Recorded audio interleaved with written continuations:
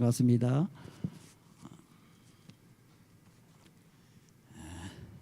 우리 화요 예배 오신 우리 성도 여러분들, 제일 믿음이 좋은 분들이 오신 것 같아요. 반갑습니다. 우리 서중환 앞에 지금 목회자 협의회가 지금 진행 중에 있기 때문에 제가 단에 섰습니다. 오늘 함께 은혜 받고자 하는 말씀은 우리 욥기서를 통해서 우리가 다시 한번 우리의 믿음을 좀 생각해 보고자 합니다. 우리 다 같이 욥기 2장 1절로 2절에 있는 말씀을 먼저 봉독하겠습니다. 또 하루는 하나님의 아들들이 와서 여호와 앞에 섰고 사단도 그들 가운데 와서 여호와 앞에 서니 여호와께서 사단에게 이르시되 네가 어디서 왔느냐? 사단이 여호와께 대답하여 가로되 땅에 두루 돌아 여기 저기 다녀왔나이다. 이 말씀을 우리 보면 하늘에도 뭐가 있다는 사실을 알 수 있는가 하면 우주 총회가 있다는 사실을 우리가 알아야 합니다. 이 지구에도 매 5년마다 대총회가 열리고 있습니다.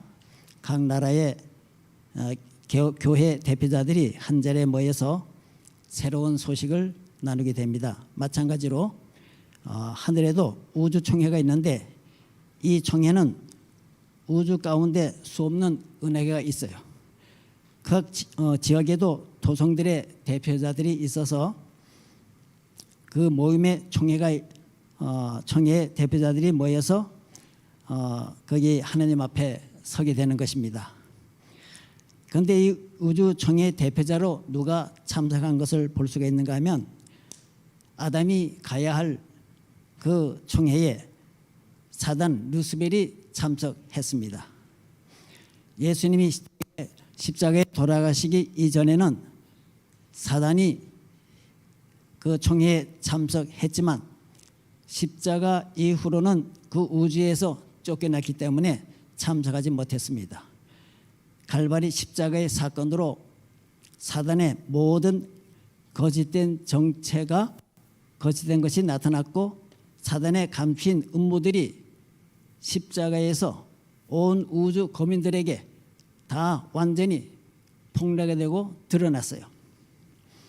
그래서 우주에서 따돌림을 받게 되고 다 등 돌리게 됐고 그래서 더 이상 그 하늘에서 거할 수 없는 그런 입장에 놓이게 된 것입니다.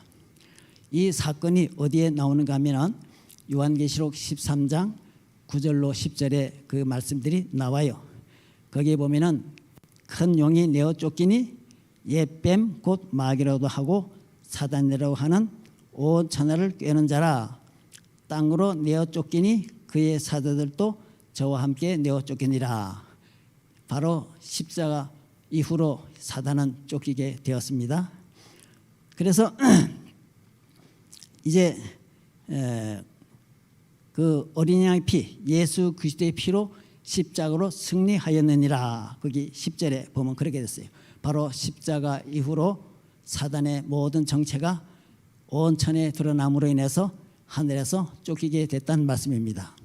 그래서 사단은 두 번 쫓겼어요. 첫 번은 하늘 아버지의 보호자에서 쫓겨났어요. 원래 보호자 곁에 가까이 섰던 천사장으로서 그룹 천사였습니다. 그래서 보호자에서 쫓겨났고 두 번째로는 십자가로 우주에서 쫓겨나게 되었습니다.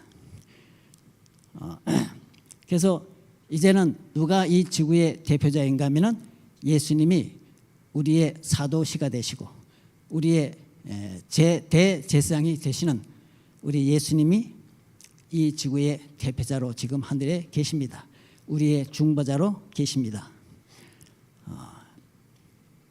자, 그럼 이 욥기서의 이 사건은 십자가 이전의 사건이기 때문에 사단은 이제 우주의 대표자로 이 지구의 대표자로서 지금 총회에 참석한 그 일들이 이 욥기서에 나타나는 것을 볼 수 있습니다. 그래서 예수님께서 물으셨어요. 넌 어디서 왔느냐? 그럴 때 이 땅에서 두루 다녀왔다. 그러니까 이 지구에서 왔다는 얘기입니다. 지구의 대표 자격으로 이제 왔다는 얘기입니다. 그러니까 이 지구는 누구의 것인가 하면은 자기 것이라 그 말입니다. 그래서 영원한 거처를 삼기 위해서 이제 합법화하기 위해서 총회에 참석한 겁니다. 그래서 거기서 의기양양하게 이 사단은 뭐라고 얘기하는가 하면은 하나님이요, 이 지구에 대해서 당신 손을 떼라 이 말입니다. 또 이 지구를 구원하기 위해서 초림하지 말라는 것입니다. 우리 예수님은 이 땅을 다시 찾기 위해서 이제 오실 것을 이제 백성들에게 알리시고 준비하고 있는 과정에서 사단은 거기서 반발하는 것입니다. 와봤자 별 볼 일이 없다는 얘기입니다. 그 환영할 자가 없고 하나님을 찾는 사람도 없고 또 이제 그 헛된 일을 하지 말라 그 말입니다. 이 지구는 영원히 나의 것이라고 그렇게 주장할 그럴 때에 이제 예수님께서는 말씀하시는 거예요. 사단은 이 지구에 대해서는 포기하십시오 할 때 우리 예수님께서는 아니다. 나는 절대 이 지구는 포기할 수 없다는 말씀을 하시는 거예요. 그게 욥기 1장 8절에 그 말씀이 나와요. 뭐라고 말씀 나오는가 하면 나는 절대 포기할 수 없다. 왜냐? 거기에 보면 8절에 여호와께서 사단에게 이르시되 내가 내 종 욥을 유의하여 보았느냐? 그와 같이 순전하고 정직하고 하나님을 경외하며 악에서 떠난 자가 세상에 없느니라. 무슨 말인가 하면 내 종 욥을 너 알지? 이 욥이 있는 동안에는 절대 나는 이 지구를 포기할 수가 없어. 욥 같은 사람이 있는 동안에는 너는 절대 거기에 대해서 관여하지 말라 그랬어요. 그때 사단은 또 뭐라 그랬어요? 그게 이제 뭐라고 말하면 하나님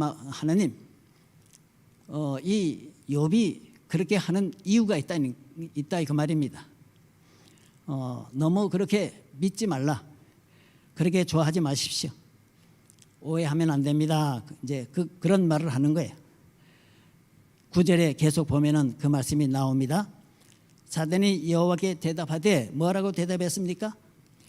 욥이 어찌 까닭 없이 하나님을 경외하리까?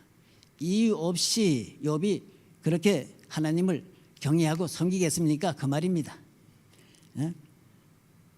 너무 잘해주니까 하나님을 섬기지. 만약에 그 잘해주는 것을 끊어지면 하나님을 욕하고 돌아설 겁니다. 그 얘기입니다. 10절에 계속 보면 그런 말씀 있죠. 소유물로 산울로 두르심이 아니니까 주께서 그 손으로 하는 바를 복되게 하사 그 소유물로 땅에 널리게 했기 때문에 그렇지 않겠습니까? 그 말이. 그러니까 복을 주시니까 하나님을 섬긴다 그 말입니다. 정말 이 욥은 그때 동방에서 가장 큰 참 재산가였습니다. 거기 1장 2절 쭉 우리 보면은 거기 얼마나 큰 부자인지 우리가 알 수가 있어요. 이제 오랜만에 듣는 얘기고 하는 얘기니까 우리 거기 한번 보세요. 그 얼마나 큰 부자인지 한번 보자 말입니다. 그게 소생 남자가 그 자녀가 7이고 딸이 3이야. 또 거기 양이 얼마라고 그랬습니까? 7천. 약대가 얼마예요? 3천. 소가 500. 암나귀가 500이고 종도 많고. 자, 동방에서 제일 큰 자라 그랬어요. 여러분 엄청난 재산가입니다. 옛날에는 땅 소유보다 건물보다도 이런 짐승이 많이 있는 것이 큰 부자요. 그리고 생일이 되면 각자 자기 집에서 잔치를 베풀고 누이 셋도 청하여 함께 마시고 참 이렇게 행복하게 지내는 모습을 이제 보게 됩니다. 이렇게 산울로 두르시고 울 안에 새끼를 많이 낳게 하시고 욥에게 그렇게 풍성하게 해 주시니까 하나님을 잘 섬기지 않겠습니까? 누구든지 뭐 얻어먹는 것이 있으면 그렇게 잘 섬긴다 그 말입니다. 이 사단이 그러는 것입니다. 얻어먹는 것을 없애보십시오. 그러면 당장 주님을 욕하고 돌아설고 저주할 것입니다. 그 말이. 그러나 우리 하나님께서는 뭐라고 말씀하셨습니까? 하나님은 아니다. 그럴 리가 없다. 욥은 그런 사람이 아니야. 그랬더니 사단이 안 그런가 그런가 한번 보시자 그 말입니다. 예? 사단이 그렇게 나왔어요. 그러니까 하나님께서는 어떻게 해요? 거기서 싸울 수도 없고 하나님은 언제나 그 악을 행할 수가 없기 때문에 욕하거나 그렇게 할 수가 없어요. 덤벼드는 데는 자비를 통해서 승리를 해야 되기 때문에 거기서 큰 소리 칠 수도 없고 그래서 시험을 해봐야 이제 안 그런지 그런지 알 수가 있단 그 말입니다. 그래서 결국은 하나님께서 어떻게 하셨습니까? 허락하신 거예요. 그래서 내가 생명만큼은 건드리지 말아라. 그러면 욥에게 혜택을 준 모든 일들을 한번 끊어봐라. 이 사건이 무슨 사건인가 하면 욥의 사건이 아니라 누구와 누구와의 대결인가 하면은 사단 루시벨 천사와 예수 그리스도 하나님과의 대결이라는 사실을 알 수가 있습니다.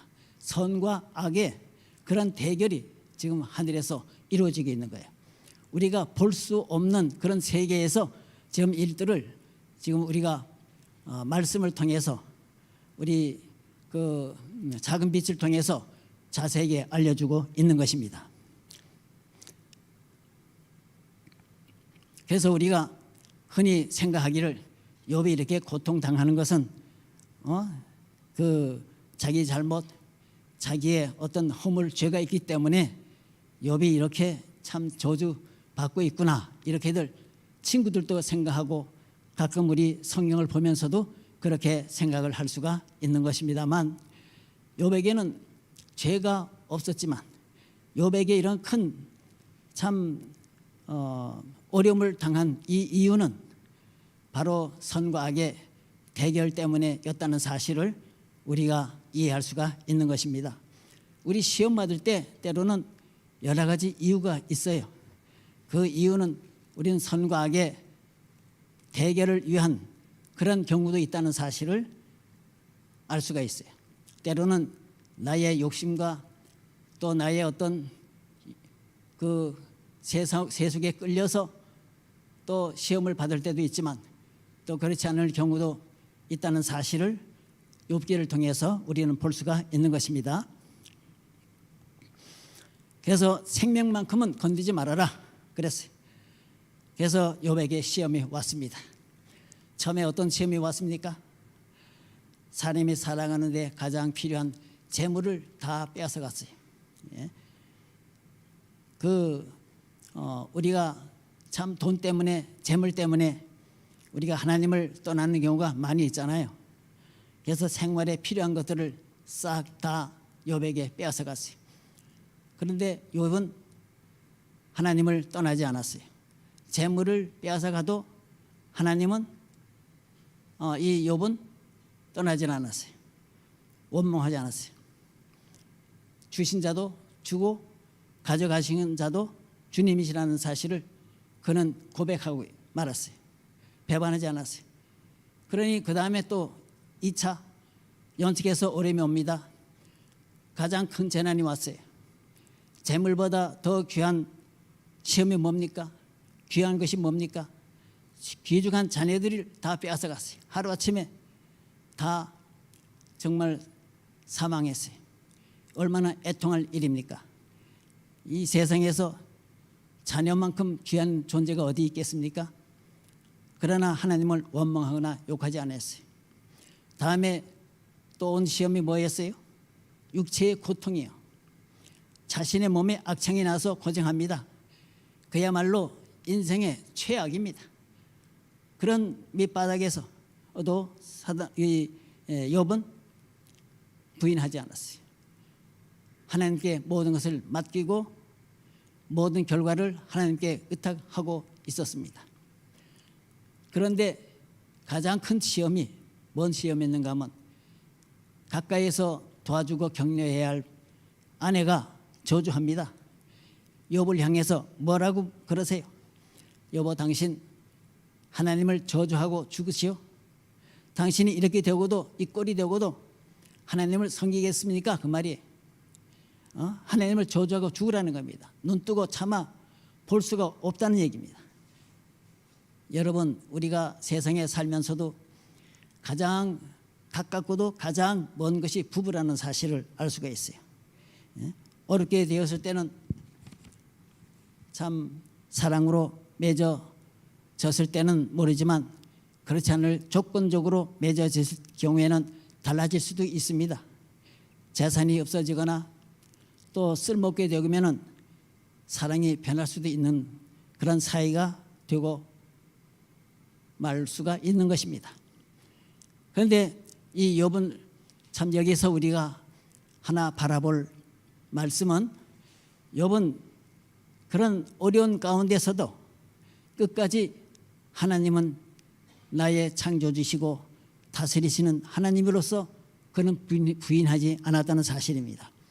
자기의 구속자라는 사실을 그는 거기서 참 인정하고 감사하고 하나님의 뜻 안에서 그는 굳게 섰다는 사실이 참 이 대단히 귀중한 교훈이라는 것을 우리에게 보여주고 있는 것입니다. 내가 땅에서 나올 때 아무것도 가지고 나오지 아니했는데 내가 빈손으로 돌아가는데 또 누굴 원망했냐? 가져올 때 내가 가져오지 않았고 모든 것들을 얻어서 먹고 입고 자고 하는데 내가 죽는들 그냥 가져갈 수 있겠나? 모든 걸 하나님께 맡기는 믿음을 그는 거기서 표명을 했습니다. 나의 생명을 주신 분도 하나님이시고 모든 만물을 창조하시고 또 만드시고 운행하시고 다스리는 분도 하나님이시라는 것. 나의 결과는 하나님께 다 맡기고 이런 누구의 관계인가 하면 친밀한 그 관계 유지, 창조주와 자기와의 관계는 아무것도 정말 끊을 수 없는 그런 관계예요. 이 세상으로 말하면 부모와 자식과의 보다 더 강한 그런 아름다운 뜨거운 사랑의 관계를 가지고 있다는 사실을 볼 수가 있는 것입니다.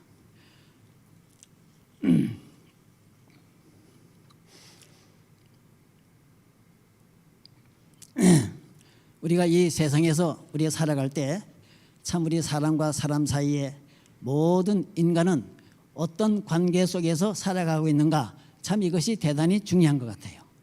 이 욥과 하나님과의 그 관계는 어떤 관계였는가 하면 정말 뗄려 생명보다 더 강한 사랑으로 맺어진 그런 관계였기 때문에 그런 상황에서도 하나님을 버릴 수가 없었다는 사실을 알게 되는 겁니다. 자, 우리 이 나라가 유지되는 것은 어떤 관계로 유지가 되는가 하면 사실 권력으로 유지되는 거예요. 나라가 권력이 없으면 유지할 수가 없어요. 또 이 사회 생활하는 것도 어떻게 사회가 저렇게 유지되는가, 뭐 때문에 유지되는가 하면 따지고 보면 재물, 돈 때문에 사회가 유지되는 거예요. 돈이 없으면 사회가 유지될 수가 없죠. 국제 사회도 마찬가지예요. 이 나라 사이도 서로 상호주의, 이것으로 인해서 나라가 서로 견제하고 서로 주고받고 하는 가운데 유지가 되잖아요. 또 이 교회와 가정은 여러분 무엇으로 관계가 유지된다고 생각하십니까? 교회와 가정은 무엇으로 유지될까요? 대답해 보세요. 예, 사랑이죠, 그렇죠? 예, 사랑으로 유지된다 이 말입니다. 하나님과의 관계, 사랑.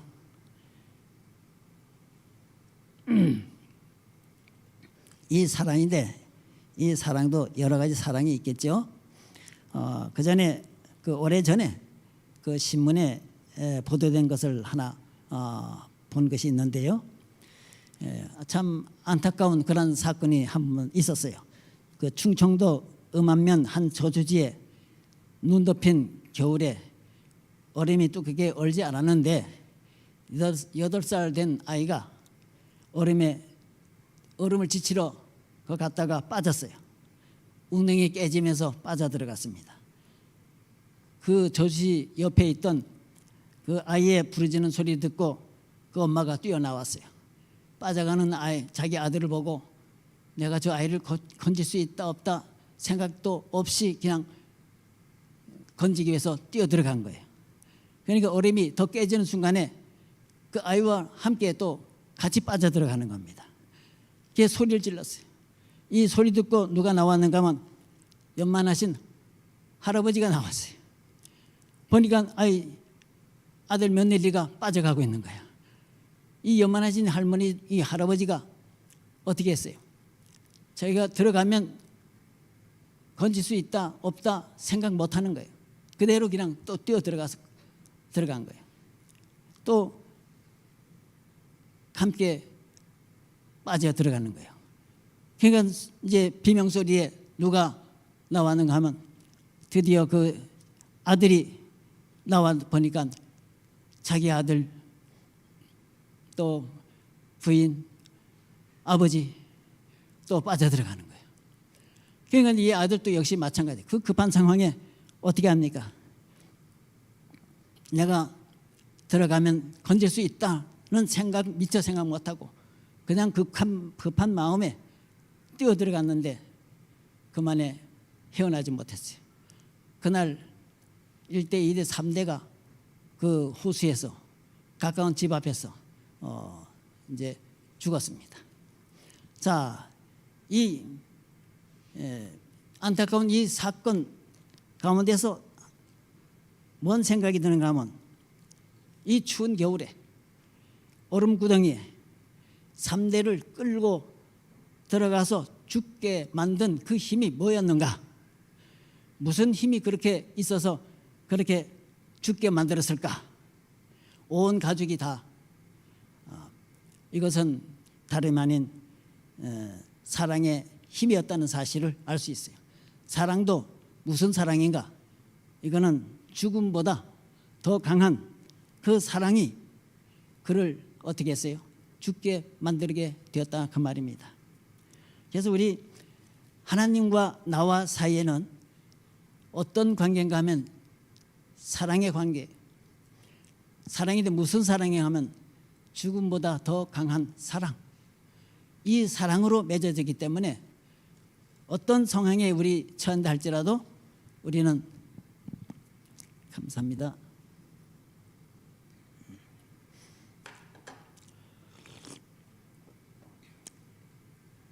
여러분 이해하시기 바랍니다.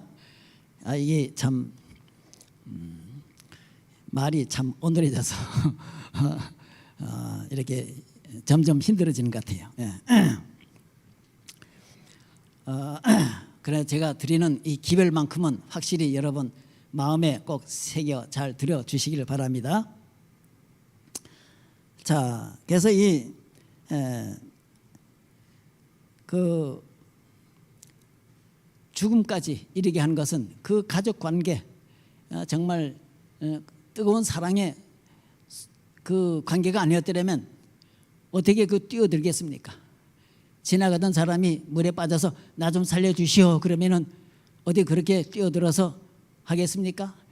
자, 어디 밧줄이 없나 하고 슬슬 찾아보고 있으면 던져주고 그런 여유를 가지겠지만 이 혈연 관계, 이 관계는 끊을 수 없는 사랑의 관계, 참 하나님과 욥과의 관계는 그런 관계였다 그 말입니다. 우리가 정말 이 욥의 생활, 것처럼 우리는 하나님과 나와의 관계는 그런 관계 속에서 살아가기 때문에 우리는 참 행복하고, 또 우리는 어떤 어려움이나 시련이 온다 할지라도 그것을 인해서 결코 우리 주님을 떠나거나 배반하거나 그럴 수가 없다는 사실을 우리는 알 수 있습니다. 우리에게 베풀어 주신 하나님의 그 큰 사랑은 이거는 무엇으로도 우리가 갚아야 갚을 수 없는 겁니다. 그런데 이 욥은 또 하나 뭘 가지고 있었다는 사실을 알 수가 있는가 하면은 그 욥기 1장 5절의 말씀을 제가 좀 잠깐 보고 넘어가겠습니다. 여기 보면은 아침에 일어나서 그의 명수대로 번제를 드렸으니 이 욥의 말하기를 혹시 내 아들들이 죄를 범하여 마음으로 하나님을 배반하였을까 함이라. 욥의 행사가 항상 이러하니라 그랬어요. 명수대로 번제를 항상 드렸다는 말씀은, 여러분 이 번제는 뭡니까? 옛날에는 이 번제를 통해서 누구를 바라봤는가 하면 예수 그리스도를 바라봤어요. 나를 이렇게 사랑하시고 뜨겁게 죽음까지 이렇게 사랑하시는 하나님을 바라보게 했다는 그 말입니다. 그러니까 욥의 그 번제는 정말 죽음보다 더 강한 사랑이 나를 구원해 주실 예수 그리스도를 바라봤다는 얘기입니다. 유대인들이 참 많은 번제를 드렸어요. 그 구약 시대에도 그 천보 수만 마리의 그 양들이 죽임을 당했습니다. 그건 다 우리 예수 그리스도의 희생과 우리의 속죄를 다 표상하기 위해서 나타내는 것이었는데, 이제 그 값진 재물, 그러니까 제사장들이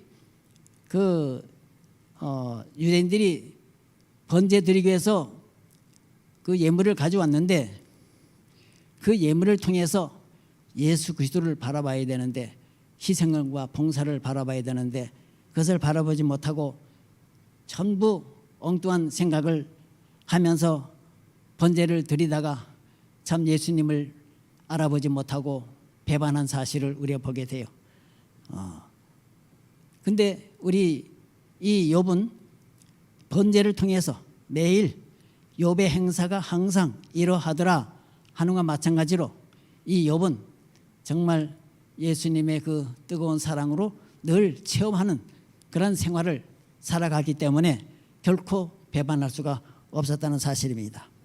그리고 욥의 생애는 또 뭐였는가 하면 재림의 소망을 가지고 있었어요. 죽음으로 끝나는 것이 아니고 이 땅에 오실 예수님을 바라봤어요. 거기 성경절이 나오는데 우리 욥기 19장 25절에 있는 말씀을 우리 한번 봐요. 우리 다 같이 한번 읽어보도록 해볼까요? 욥기서 19장 25절에 있는 내용 말씀 한번 27절까지 우리 한번 읽어봅시다. 다 찾으셨습니까? 다 같이요. 시작. 내가 알기에는 나의 구속자가 살아계시니 후일에 그가 땅 위에 서실 것이라. 나의 이 가죽 이것이 썩은 후에 내가 육체 밖에서 하나님을 보리라. 그가 친히 그를 보리니 내 눈으로 그를 보기를 애인처럼 하지 않을 것이라. 내 마음이 조급하구나. 자, 여기 보니까 나의 구속자가 살아계시니 후일에 어디에 설 것이라고요? 땅 위에 서실 것이라. 이건 예수님의 그 재림의 그 소망을 가지고 있었다는 것을 말하고 있습니다. 또 이 가죽 이것이 썩은 후에 내가 육체 밖에서 하나님을 보리라 한 것은 바로 죽음을 말합니다. 죽고 난 다음에 부활을 의미하는 겁니다. 친히 그를 보리라. 예수님이 재림하시면 부활의 날에 주님을 만나보리라는 이런 기별이 이 욥에게도 구약 시대에도 확실히 분명하게 또 말씀해 주시고 그런 믿음을 가지고 있었다는 사실을 우리가 알 수가 있는 것입니다. 그래서 이 욥의 생애는 바로 오늘날 우리들의 그 믿음 생활에 차이 없이 골고루 똑같은 정말 균형진 그런 기별을 주었다 그 말입니다. 그 시대마다 그 형태와 그것이 달랐지만은 그 내용의 그 원리는 다 똑같다는 사실을 우리가 볼 수가 있는 것입니다. 그래서 매일 이렇게 소망 안에서 번제를 드리고 이런 생애를 살았다는 얘기는 그의 생애가 예수 그리스도와 함께 동행하면서 살았다는 말씀을 우리가 여기서 드릴 수가 있습니다. 여러분, 우리 홍수가 나면은 제일 참 급한 게 뭔가 하면 먹는 물입니다. 정말 홍수가 났는데 그 물이 얼마나 엄청나게 많아요. 그러나 먹을 물이 없어요. 홍수인데 왜 그런가? 정말 이 세상에는 우리가 많은 참 우리 사랑 이야기를 많이 해요. 사랑 얘기가 많이 퍼지고 또 노래에도 사랑 노래 많이 부르고 또 시에도 사랑 얘기, 또 라디오에서도 사랑 얘기, 드라마에도 사랑 얘기 많이 나오는데 그래도 사람들이 그런 사랑 얘기를 많이 들어서도 허전하고 참 답답하고 참 애롭고 그런 사랑을 보게 됩니다. 근데 여기 우리 진짜 사랑은 우리 그 한국말에는 사랑하면은 한 의미로 다 포함되어 있지만은 헬라어에는 사랑이라는 말을 구분했어요. 그 네 가지로 구분했는데 에로스라는 사랑이 있어요. 에로스. 이건 이성 간의 남녀 간의 그 사랑을 의미하는 거예요. 이건 본능이죠. 누구나 그럴 당연한 겁니다. 또 스트로게라는 사랑이 있어요. 이것은 혈연 관계 사랑. 이것도 당연한 겁니다. 부모가 자식이 부모를 효도하고 자식 사랑하는 거 당연한 거죠. 필리아 사랑이 있어요. 필리아. 이것도 우정, 친구 사랑, 전우, 전쟁에서 전선에서 전우가 쓰러지면 생명을 건지기 위해서 희생하는 그런 모습, 이게 다 필리아의 사랑이라는 것이. 그래서 이 에로스, 스트로게, 필리아 이런 사랑들은 다 필요하지만 또 요긴한 사랑이지만 이건 변하고 변질되기 쉽고 오래가지 못한다는 것이 특징이 있는 거예요. 정말 진짜 사랑은 뭔가 하면 여기 헬라어로는 우리 아가페라고 하는 사랑 있죠. 우리 많이 듣는 얘기입니다. 이 종교적인 이 사랑, 예수님의 사랑 대표적으로 말할 수 있어요. 그래서 이 아가페 사랑, 예수님의 사랑이 우리 인생의 가장 최고봉의 사랑이라는 것입니다. 빛의 근원, 사랑의 근원은 예수 위에는 없는 것이 발견할 수가 없어요. 태양은 발광체 자체가 빛이에요. 반사해서 나오는 빛이 아니고 우리 예수 그리스도의 그 사랑은 이 태양의 빛으로 묘사했기 때문에 가치가 있는 것이에요. 그래서 우리 태양이 없으면은 모든 생물이 살 수가 없는 것처럼 의의 태양이신 예수 그리스도 없이는 참된 사랑을 우리가 세상에서 발견할 수가 없는 겁니다. 이 세상의 사랑이라는 것은 오래가지 못해요. 썩은 새끼줄과 같은 거예요. 그래서 우리가 이 세상에서 진짜 우리가 사랑은 예수 그리스도의 십자가에서 흘러나오는 그 빛의 그 사랑을 우리가 증거하고 나타낸다는 것은 이건 대단히 중요한 원리가 되는 것입니다. 그래서 이 교회는 무슨 사랑이 필요한가 하면 아가페 사랑, 이것을 우리가 중요시해야 되는 것입니다.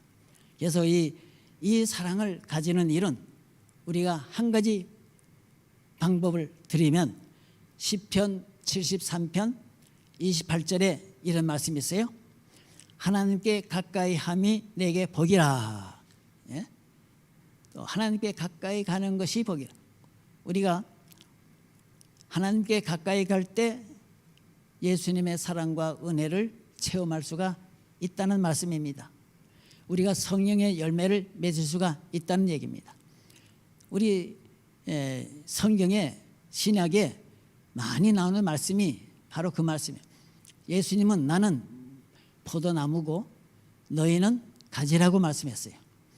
이 가지가 포도나무에 붙어 있지 않으면 열매를 맺지 못하는 건 마찬가지야. 그러니까 포도나무와 가지와 이 밀접한 관계, 우리는 살 수 있는 생명은 예수 그리스도의 그 사랑의 빛을 우리가 받고 살아야 된다는 말씀입니다.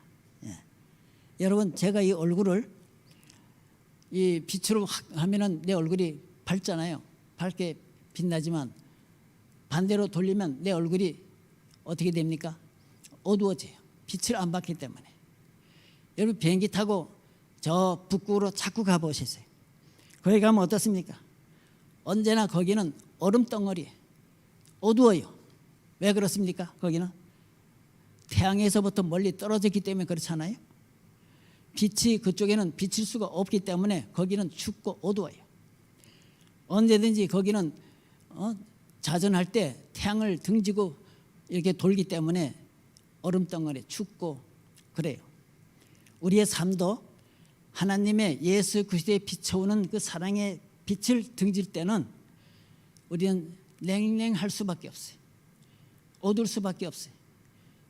그래서 우리의 마음을 우리가 예수 그리스도의 그 찬란한 빛나는 태양의 빛, 예수 그리스도의 빛으로 우리의 얼굴을 돌리고 글로 향해서 점점 가까이 갈 때 우리는 복이 되는 것입니다.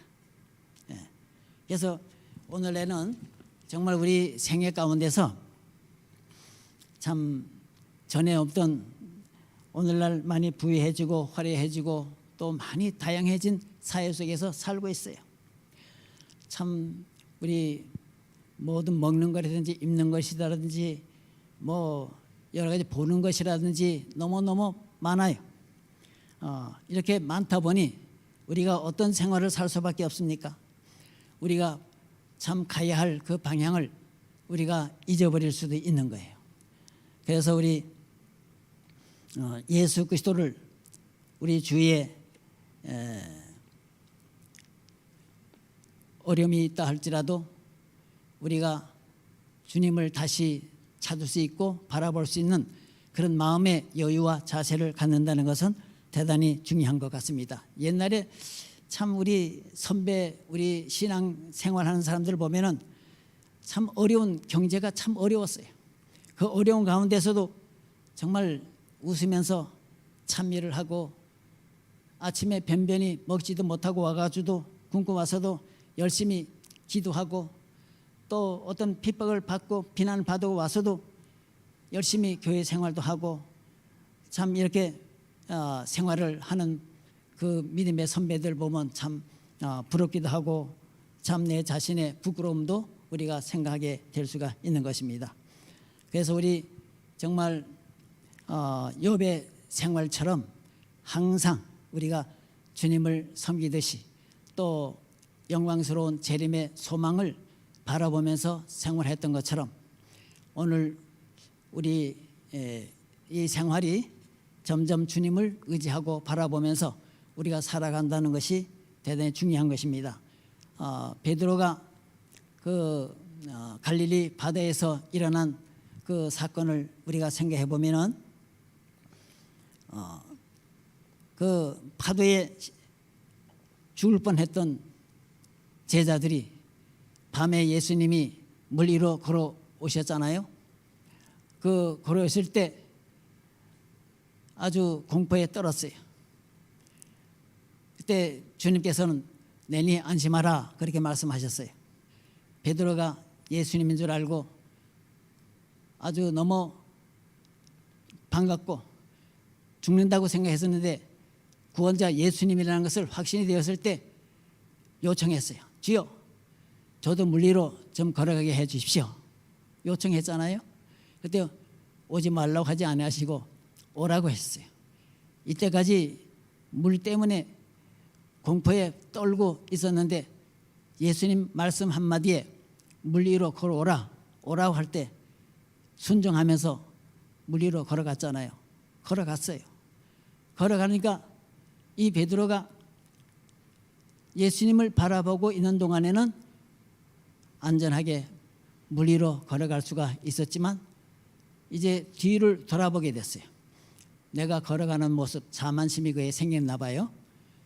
동료를 쳐다봤을 때 그의 시야에는 예수님이 안 보이고 바람, 파도, 물결을 치는 그것이 그의 시야에 들어옴과 동시에 두려움과 공포가 오게 된 겁니다. 그때 빠져들어갔어요. 예수님께서 얼른 손을 잡으시면서 말씀하셨어요. 믿음이 적은 자들아, 작은 자야 하고 손을 붙드시고 이제 함께 나란히 걸어서 배에 오르실 때 물이 잔잔해졌어요. 왜 이 사건을 기록했을까? 저는 생각했어요.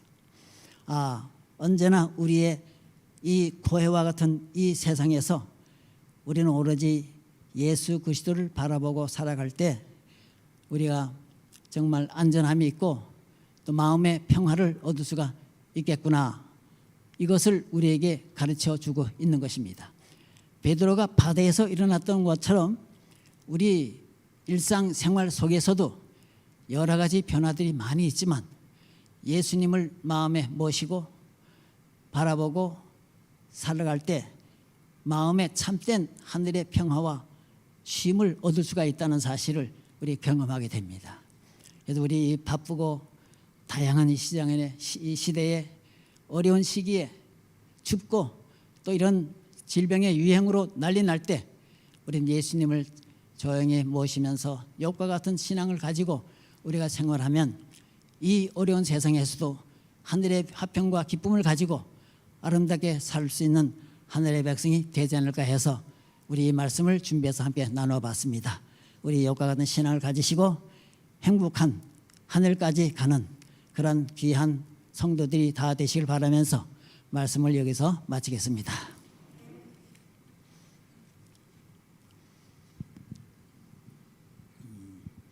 우리 먼저 우리 개인 기도를 좀 해서